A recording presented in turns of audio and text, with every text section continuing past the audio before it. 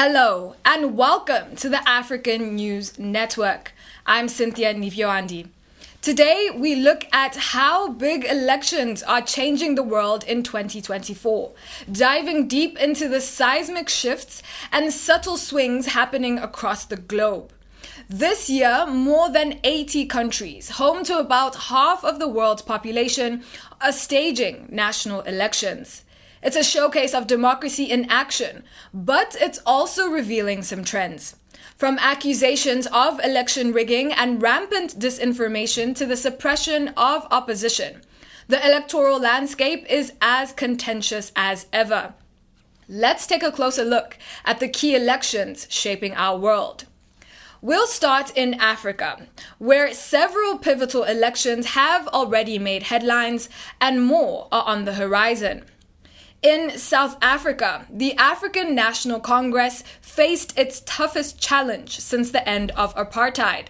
Cyril Ramaphosa was re-elected, but the ANC lost its majority for the first time, forcing a coalition government. The Mkhonto weSizwe Party, a newcomer, emerged strong, led by former President Jacob Zuma, despite his past criminal conviction. So, what does this shift mean for South Africa's political landscape moving forward?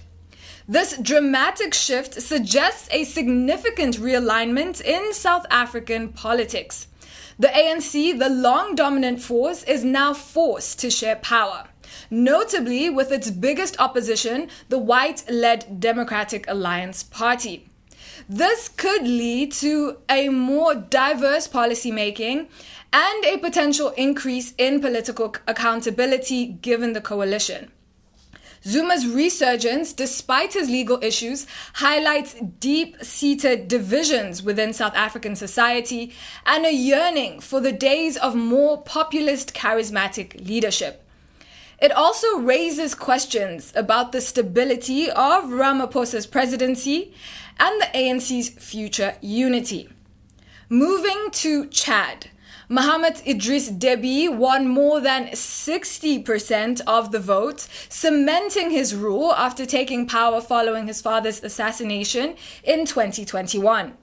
This election marks Chad as the first of Africa's junta-led states to hold an election. What does this mean for the future of governance in Chad and its relations with international powers?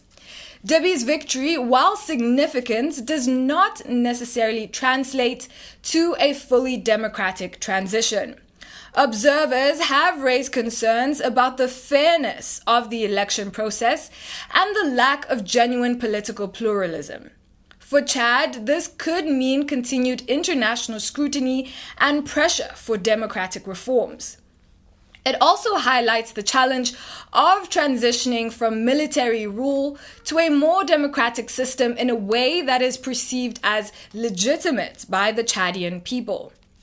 In Senegal, Bassirou Diomaye Faye, an anti-establishment figure with no prior government experience, secured a shocking victory over Amadou Ba.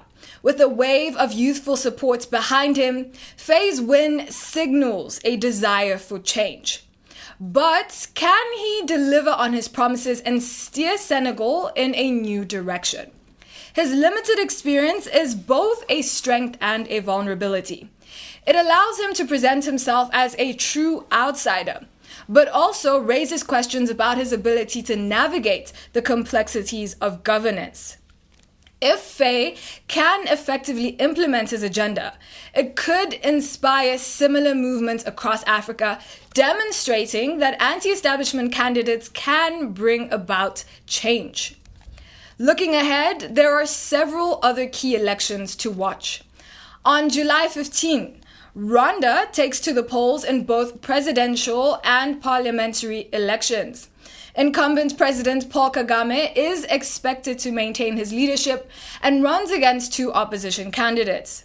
Following are elections to be held in September in Algeria, October 6th in Tunisia, October 9th in Mozambique, and in December, Ghana and South Sudan, respectively. These upcoming elections are crucial, especially considering the significant youth populations in these countries. Historically, young voter turnout has been low, but could 2024 be the year that changes? With Gen Z and millennials making up a large portion of the electorate, their participation could redefine political landscapes. Stay connected to the African News Network as we continue to explore the global electoral shifts taking place.